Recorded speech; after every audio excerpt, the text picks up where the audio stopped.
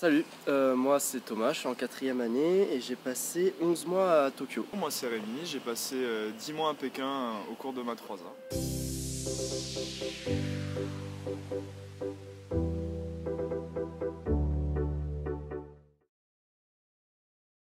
Je sais que j'ai beaucoup aimé faire un an dans le même pays parce que comme ça j'ai pu vraiment le visiter à fond. Et après t'es pas dans la même logique quand tu restes un an dans le même pays parce que même quand t'es 4 mois je pense que t'es quand même dans une logique de tourisme malgré tout.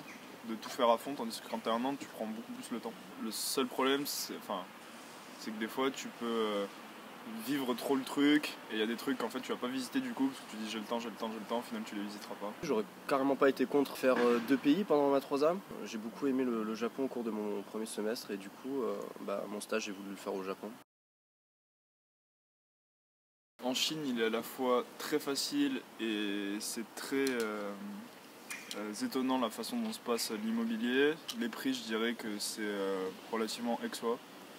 C'est pour un appart en tout cas. Moi j'ai fait une coloc avec Pierre qui est pas là et un mec de Sciences Po Strasbourg rencontré sur place. C'est facile en Chine mais c'est très déroutant, faut être prêt à faire à déjà sortir beaucoup d'argent au même moment parce qu'en fait on paye pour 5 mois de loyer d'un coup. Moi je me suis quand même retrouvé à signer un contrat que je comprenais pas dans une cave avec des mecs tatoués qui fumaient. Donc bon. Au premier semestre j'ai été assez chanceux quand même parce que tout ce que j'ai eu à faire en fait, on avait donc l'université qui mettait mon université d'accueil à Tokyo qui mettait à disposition donc une résidence étudiante avec chambre, enfin c'était une grande colocation d'une trentaine d'étudiants internationaux. Donc tout ce que j'ai eu à faire c'est faire un gros virement avant de commencer ma 3A et j'étais tranquille jusqu'en février au niveau du logement. Donc ça c'était déjà très cher mais aussi une sécurité quelque part. Après quand j'ai commencé mon stage du coup j'ai dû quitter cette résidence de l'université et là autant j'ai eu énormément de facilité à trouver un endroit pour dormir. Donc j'ai fait le choix de la share house. C'est en fait, tu as ta chambre, ton espace perso, mais après tout le reste de la vie chez toi est en commun. C'est-à-dire salle à manger, cuisine, salle de bain, etc. Et évidemment, c'était plus avantageux au niveau du prix, mais ça avait aussi quelques inconvénients. Après, le problème, c'est que même si ça avait des inconvénients au niveau du prix, pour vous donner une idée, du coup, moi je vivais en share house, ma chambre elle faisait 4 mètres carrés et pourtant je payais 450 balles par mois. Le coût de la vie à Tokyo est quand même plus élevé qu'à Paris. Donc c'est clair que pendant un an, on a un peu vécu au-dessus de nos moyens et on est rentré un petit peu avec un portefeuille asthmatique. Mais après, c'était vraiment super cool. Moi j'ai pas mal voyagé en Chine et entre les 2 semestres où j'ai fait un gros road trip en Asie du Sud-Est. Parce que voyager en Chine ça se fait relativement bien quand même, leur service de train est assez performant, même si c'est long. Ce qui est pratique quand on est en Asie c'est que tout le reste de l'Asie est pas loin. Et donc du coup ça devient vraiment pas cher sauf le Japon. parce qu'aller au Japon coûtait 500 € pour 1 heure d'avion. Mais bon.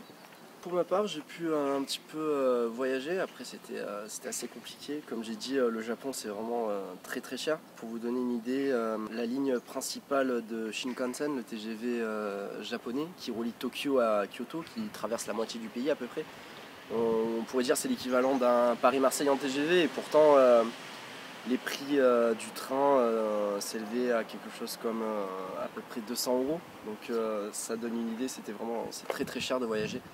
À chaque fois qu'on a voyagé avec les collègues là-bas, on a fait le choix de la voiture de location en fait. Parce que évidemment ça revenait beaucoup moins cher, on avait aussi le plaisir de la conduite en fait. Contrairement à la Chine du coup, en 2 heures de voiture tu étais déjà un peu perdu dans la campagne japonaise. S'intégrer aux internationaux, pas de soucis, hein. Surtout que moi en plus là-bas il y avait beaucoup de Français. Ce qui était à la fois pratique au début mais à la fin assez dommage parce qu'on part pas en 3A pour être avec des Français quand même. S'intégrer aux Chinois, moi personnellement ça n'a absolument pas été le cas. Je pense pour diverses raisons, parce que la fac séparait les élèves chinois des élèves internationaux. En plus le fait de quitter le campus et de prendre un appart ça n'a pas particulièrement aidé. Les Chinois ne parlent absolument pas anglais, sont de premier abord au moins pas très ouverts. Après dans des cadres un peu informels je pense que c'est possible, mais après il faut avoir un niveau de chinois suffisant. Moi on va dire que c'est pas forcément goupillé dans ce sens là, mais après s'intégrer à la fac c'était pas compliqué. À peu près pareil pour moi, l'intégration a été assez facile, en tout cas vraiment pas difficile. J'ai rapidement découvert que les Japonais et les sciences pistes partageaient les mêmes traits de caractère, à savoir l'alcoolisme. C'est vrai, hein, c'est beaucoup passé par ça en début d'année, on a beaucoup bu, que ce soit avec les Japonais ou avec les étudiants internationaux.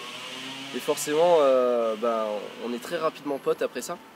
Et puis sinon, de manière générale, l'intégration, ça a été un petit peu difficile au début parce que même si ça reste un pays développé à économie de marché, comme diraient certains, c'est quand même très très différent de ce qu'on peut retrouver dans le reste de l'Occident, que ce soit dans la mentalité ou dans la manière de vivre en fait.